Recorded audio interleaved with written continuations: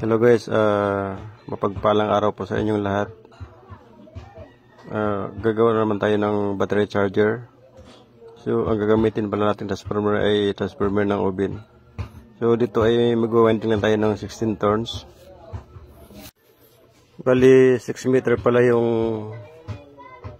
wire na inikot ko dyan. Yun yung wire ng pang-ilaw, number 14.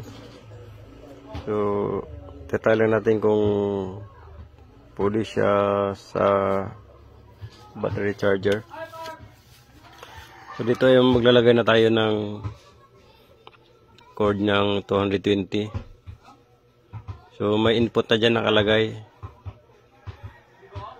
Isasasak lang natin. Tapos yung cord ko na nakuha ay may ground. So para hindi siya maligaw-ligaw ay nilagay ko na lang din sa body. So dito susukatin natin yung voltage niya kung meron ba siyang lumalabas na 12 volts. So dito ay i-spark muna natin kung meron siyang kuryente. Pero dito ay napakalakas talaga. So sinusukat ko na pala yan, nasa 11.25 EC.